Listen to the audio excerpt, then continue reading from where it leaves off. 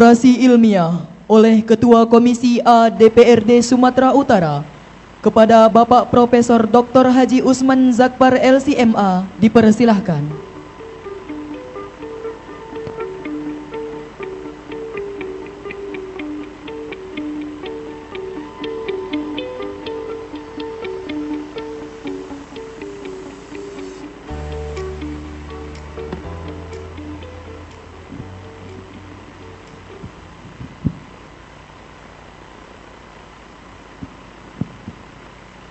Bismillahirrahmanirrahim. Assalamualaikum warahmatullahi wabarakatuh. Alhamdulillah, wassalatu wassalamu ala rasulillah wa ala alihi wa sahbihi wa mawalah, wa la hawla wa la quwata illa billah. Yang terhormat Ketua Senat dan Pimpinan Pesantren Darul Arafah Raya, Bapak Dr. Harun Lubis. Yang terhormat Ketua Staida Al-Ustadz Dr. Usman Betawi MHI, para wakil ketua, para ketua prodi, seluruh dosen yang berhadir. Tadi juga hadir bersama kita Bapak Bupati yang diwakili oleh Bapak Dr. Citra Effendi, kemudian Al-Ustaz Erwin Wasti, SAG MPD, Ketua Alumni, para orang tua, para wisudawan dan wisudawati yang berhadir pada pagi hari ini. Syukur alhamdulillah kita panjatkan kepada Allah Subhanahu wa taala. Salawat dan salam semoga senantiasa tercurah kepada baginda Rasulullah sallallahu alaihi wasallam. Pertama, ucapan selamat kepada wisudawan dan wisudawati atas pencapaian yang telah diraih selama belajar di Sekolah Tinggi Islam, Sekolah Tinggi Agama Islam Darul Arafah, dan pada pagi hari ini di wisuda. Semoga ilmu yang didapat menjadi ilmu yang bermanfaat, ilmu yang berkah. Itulah yang selalu kita minta kepada Allah. Allahumma rzuqna ilman nafi'an. Ya Allah, bagi kami ilmu yang bermanfaat. Dan juga sekaligus selamat kepada kedua orang tua, wisudawan dan wisudawati yang juga berhadir maupun yang tak berhadir pada pagi hari ini, di mana anak-anaknya sudah dapat menyelesaikan studi di peringkat strata 1. Ini sebetulnya acara seperti ini adalah acara yang sangat berkesan bagi kedua orang tua. Nah, karena itu nanti pesan saya, ucapkan terima kasih kepada kedua ibu bapak yang telah berjuang menyekolahkan kita.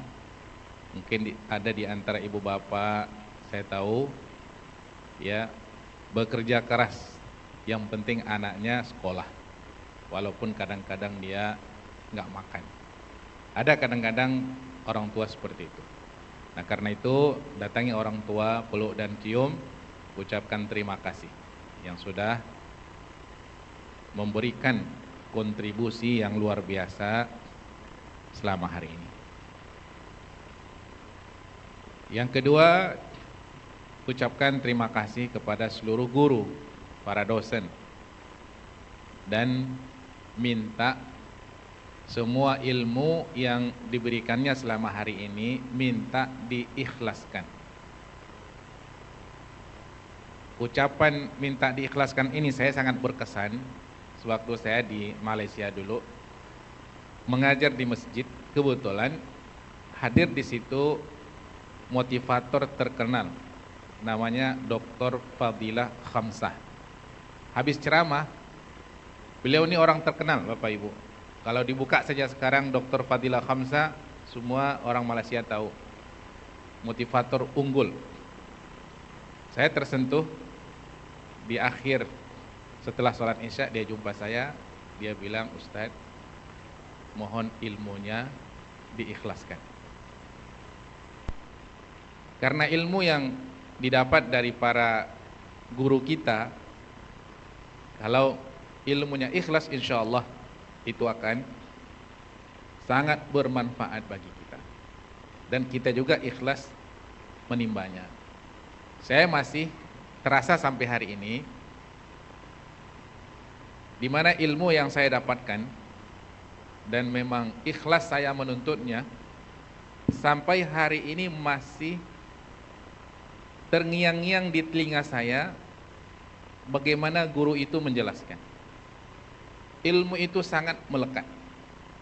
Kalau dulu saya sekolah di Al-Wasliyah, ada Syekh Arifin Isa, masih lagi ingat apa yang dijelaskan oleh beliau.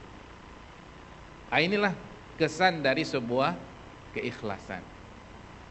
Saya masih ingat juga dulu ketika S1 di Madinah, ada ilmu yang saya pelajari di Masjid Nabawi, ilmu faraid, masih lagi melekat sampai hari ini. Itulah kesan kalau ilmu ketika kita tuntut, kita mendapatkannya secara ikhlas. Karena itu mohon kepada guru-guru kita agar ilmunya diikhlaskan. Dan yang ketiga, saya ingin mengucapkan tahniah kepada anak-anak semuanya, karena sudah tergolong orang yang dapat mewariskan hal yang sangat berharga yang diwariskan oleh para nabi dan rasul. Karena para nabi dan rasul itu adalah pewaris, karena para ulama itu adalah pewaris para nabi. Nabi mengatakan innal ulama'a warathatul anbiya. Para ulama itu adalah pewaris para nabi. Innal anbiya'a lam yuwarrithu dinaran wala dirhama. Sesungguhnya para nabi itu tidak mewariskan dinar dan dirham. Wa innama warrathu al-ilma. Akan tetapi mereka mewariskan ilmu. Jadi apa yang didapat selama hari ini itu sesungguhnya adalah harta yang paling berharga yang kita warisi dari para nabi. Tentu Nabi kita Muhammad sallallahu alaihi wasallam. Dan Nabi mengatakan, "Faman akhazahu akhaza bihaddin wafir." Barang siapa yang mengambil bahagian dari ilmu itu, sesungguhnya dia adalah sudah mengambil satu bahagian yang sangat besar. Kata baginda Rasulullah sallallahu alaihi wasallam. Karena itu ucapan saya tahniah. Ya. Saya kalau boleh mengulang lagi, Ustaz Harun, Ustaz Osman, balik saya ngambil S1 lagi. Ya. Begitulah semangat, ya. Nah, saya sudah S1 ini tahun 99 saya selesaikan. Nah, jadi hadir hari ini kayak macam di wisuda saya. Ya, mendapatkan tausiah-tausiah yang sangat berharga. Baik. Berikutnya, pesan saya berikutnya adalah ilmu yang sudah didapat. Ilmu yang sudah kita dapatkan, harus kitalah orang yang paling pertama mengambil manfaat dari ilmu itu. Jangan sampai kemudian ilmu kita ini menjadi hujjah ke atas kita. Akan tetapi harus menjadi hujjatun lana wala hujjah walaysa hujjah alaina. Ilmu ini harus memberikan manfaat untuk kita. Jangan kemudian, jangan sampai nanti di akhirat kita ditanya oleh Allah Subhanahu wa taala, kenapa kita lakukan ini? Lalu kemudian ilmu itulah yang menyusahkan kehidupan kita di akhirat. Na'udzubillah min dzalik. Karena itu usahakan ilmu yang sudah didapatkan harus menjadi hujjah bagi kita, bukan menjadi hujjah ke atas kita. Lalu bagaimana agar dia bisa menjadi hujjah lana bukan hujjah alaina? Maka harus diamalkan. Al-ilmu bila amalin kasyajari bila thamar. Ilmu yang tidak diamalkan seperti pohon yang tidak ada buah. Dan Allah juga murka kepada orang-orang Yahudi yang ada ilmu dikasih oleh Allah Subhanahu wa taala tetapi mereka tidak mengamalkan ilmu itu. A'udzubillahi minasyaitonir rajim. Mathalul ladzina humilut taurata thumma lam yahmiluha kamathalil himari yahmilu asfara. Kata ulama tafsir, hadhil ayatu tahdziran li hadhil ummah kay la yakun mithlal yahud alladzina a'radu 'anil 'amali bima fit taurati. Ini adalah peringatan bagi kita umat ini agar jangan menjadi seperti orang-orang Yahudi yang dikasih ilmu oleh Allah Subhanahu wa taala tapi mereka tidak mengamalkan ilmu itu. Allah umpamakan seperti himar, keledai yahmilu asfara, yang membawa kitab. Nah, karena itu kaitannya dengan transformasi menuju masa depan yang cerah, kita harus membuat perubahan. Dengan ilmu bisa berubah, iya. Itulah yang dilakukan oleh baginda Rasulullah sallallahu alaihi wasallam. Tadi sudah dikasih muqaddimah oleh ustadz kita, Ustadz Dr. Utsman Betawi. Saya kawan dekat dengan beliau. Beliau teman saya dan sekaligus guru saya juga. Saya berguru juga dengan beliau. Ya, banyak ilmu-ilmu yang saya dapatkan. Orang yang namanya belajar, ya, dikatakan seseorang belajar ketika terjadi perubahan. Enggak akan dikatakan orang belajar kalau tidak ada perubahan. Sebelum masuk staida dan setelah keluar staida, alumni hari ini, apa kira-kira perubahan? Pertama, perubahan dari segi apa? Ilmu. Kemampuan seorang mahasiswa S1 bukan hanya sekedar bisa menyebutkan, bisa menjelaskan, akan tetapi juga mampu untuk membandingkan, menghubungkan, menghuraikan, mengkorelasikan. Itu tingkatan-tingkatan ilmu. Kalau menurut teori Bloom, ya, 1955, dia membagi 3 aspek: kognitif, afektif, dan psikomotorik. Jadi tingkatan ilmu itu tidak hanya sekedar bisa menyebutkan. Coba sebutkan ini, itu tingkatan anak SD.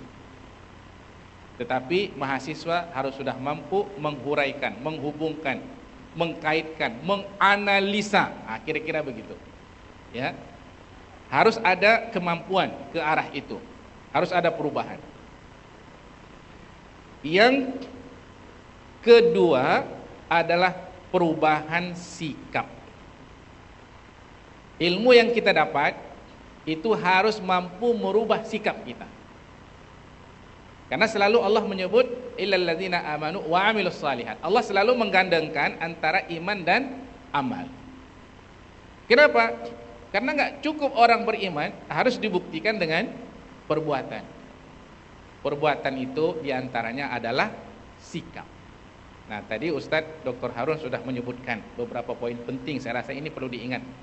Ya, sikap jujur, rendah hati, sabar, ulet, tangguh, ya, kerja keras, tidak mudah menyerah, ya, itu karakter-karakter yang harus ada.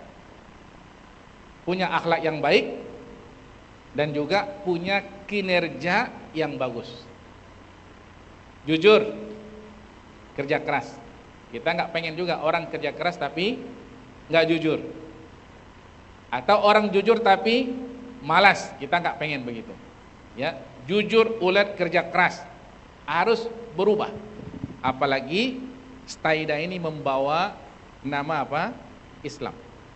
Ya, sekolah tinggi agama Islam. Nah, karena itu harus betul-betul terjadi perubahan. Yang kedua, tingkatkan keterampilan, skill, ya, kognitif, afektif, psikomotorik, ini skill. Nah, skill apa? Kalau mahasiswa harus dekat dengan karya ilmiah. Pesan saya, jangan hanya cukup sampai S1. Lanjutkan S2, lanjutkan S3. Saya mendengar Staid akan kembali menjadi institut. Saya doakan menjadi sebuah universitas. Saya melihat setelah mengajar di beberapa kampus, tanpa saya menyebut kampusnya, bukan karena saya kebetulan berbicara di hadapan Staid, tidak. Saya ngajar di kampus, 80 orang mahasiswinya, dari 80 orang itu hanya 2 orang yang bisa baca Quran. Tanpa saya menyebut kampusnya. Kalau seperti ini, ada dua kemungkinan. Kemungkinan pertama, saya akan pening atau mahasiswa itu akan pening. Bayangkan Bapak Ibu, dari 80 mahasiswa, hanya 2 orang yang bisa baca Quran. Saya yakin berbeda sekali dengan alumni Staida. Ini contoh tadi yang tilawah Quran ini luar biasa. Ya. Arab Inggris luar biasa. Kalau bisa S2 jangan di Indonesia, pergi ke luar negeri. Mungkin. Nggak ada duit, insya Allah Allah akan kasih duit. Nggak ada sejarahnya orang belajar itu mati kelaparan. Agar terbuka pikiran kita. Saya S1 di Madinah, S2, S3 di Malaysia. Mengajar 10 tahun di Malaysia di Al-Madinah International University. Pernah jadi dosen di situ 10 tahun, ketua jurusan dakwah dan usuluddin, jadi wakil dekan, jadi dekan fakulti Islamic Sciences, dan direktur Madinah Center for Islamic Studies. Padahal kita ini orang miskin, ayah saya nelayan, mama saya petani, tak ada duit. Jangan pernah berputus asa untuk belajar. Kalau punya kemampuan untuk lanjut. Insya Allah orang yang menuntut ilmu pasti akan dibukakan oleh Allah Subhanahu wa taala pintu-pintu rezeki. Nah, jadi itu di antara yang penting ingin saya sampaikan. Yang kedua, tingkatkan literasi. Literasi harus rajin membaca. Ya. Saya sampaikan survei UNESCO tahun 2016. Ditemukan dari 63 negara yang disurvei tentang minat baca masyarakatnya, termasuk Indonesia, maka didapati masyarakat Indonesia berada di ranking kedua tentang minat baca masyarakatnya. Tapi bukan dari nomor 1. Kalau 63, ranking 2 dari bawah. Yang paling bawah itu di Botswana, negara bahagian di Afrika Selatan. Di atasnya 62 Indonesia.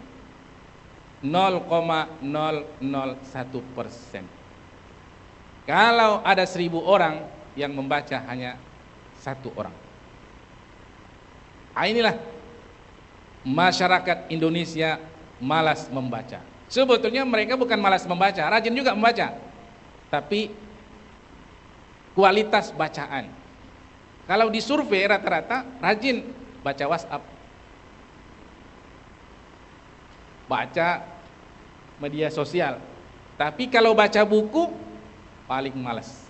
Saya survei di antara ibu-ibu pengajian, siapa di antara ibu yang baca buku hari ini? Enggak ada. Minggu ini enggak ada. Bulan ini enggak ada. Tahun ini enggak ada.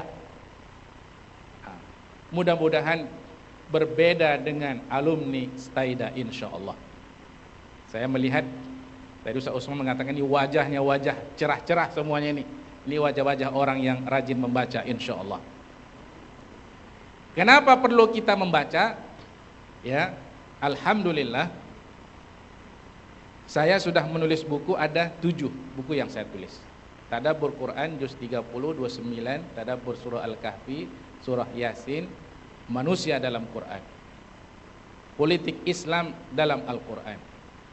Ternyata Bapak Ibu, kalau kita rajin baca, Masya Allah, ya, kita merasa kita makin bodoh rasanya. Makin bodoh.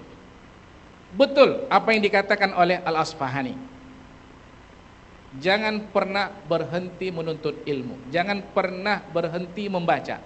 Kalau orang sudah merasa ilmunya sudah banyak, kemudian dia berhenti menuntut ilmu, berhenti membaca, sebetulnya dia bukan pintar, kata Al-Asfahani rahimahullah. Sebetulnya dia baru memulai titik kejahilannya. Karena itu kata kunci transformasi menuju masa depan yang cerah, jangan pernah berhenti belajar, jangan pernah berhenti membaca. Ya. Karena itu setelah ilmu kita amalkan, insya Allah Allah akan tambahkan. Allah akan tambah. Ya. Dengan cara membaca kita dapat. Ya.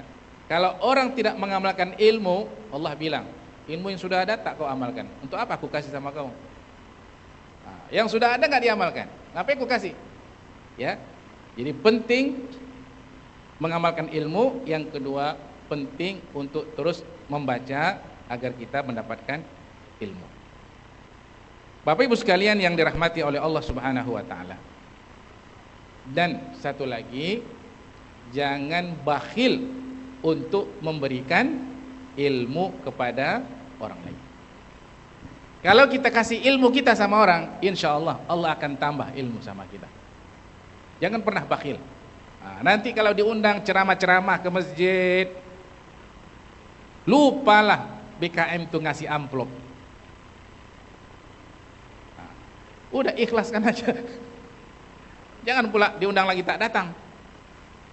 Ya. Nah, ini contoh saja, contoh. Ya, kadang-kadang BKM itu lupa dia. Udah pulang kita baru teringat BKM. Ya, ikhlaskan. Ya, insya Allah ilmu akan berkah, ilmu akan ditambah oleh Allah Subhanahu wa taala. Karena itu kata kunci transformasi menuju masa depan yang cerah, terus membaca, ya, rubah sikap, tambah skill. Dan itu harus kita mulai dari diri kita sendiri. Jangan tunggu dari orang lain. Kenapa? Karena Allah mengatakan innallaha la yughayyiru ma biqaumin hatta yughayyiru ma bi anfusihim. Allah tidak akan pernah merubah keadaan seseorang sampai orang itu sendiri yang harus memulai perubahan tadi. Nah, karena itu kalau sudah lulus ini sebetulnya hanya stasiun pertama. Masih banyak stasiun yang akan datang. Ya, 2, ke 3, ke 4, ke 5, ke 6, ke 7. Kalau S1 ada S2, kalau S2 ada S3. Habis S3 ada, kalau di saya dulu ada asisten profesor, associate profesor, ada profesor, ada lagi profesor emeritus. Di atasnya lagi. Jadi ilmu tidak pernah berhenti. Walaupun secara tingkatan ilmu itu sudah selesai, namun menuntut ilmu jangan pernah berhenti. Nah, kalau ini kita lakukan, insya Allah untuk anak-anak kami semuanya, transformasi menuju masa depan yang cerah, insya Allah akan kita dapatkan. Mudah-mudahan Allah Subhanahu wa taala senantiasa memberikan bimbingan kepada kita. Allah Subhanahu wa taala senantiasa memudahkan seluruh urusan kita, apalagi dalam menuntut ilmu. Ini saja barangkali yang bisa saya sampaikan. Mohon maaf kepada Dr. Harun dan Dr. Usman Betawi beserta para guru-guru semuanya yang tak dapat saya sebutkan satu persatu, ya. Ini saja barangkali saya sampaikan. Terima kasih dan mohon maaf atas segala kekurangan. Billahi taufik wal hidayah. Assalamualaikum warahmatullahi wabarakatuh.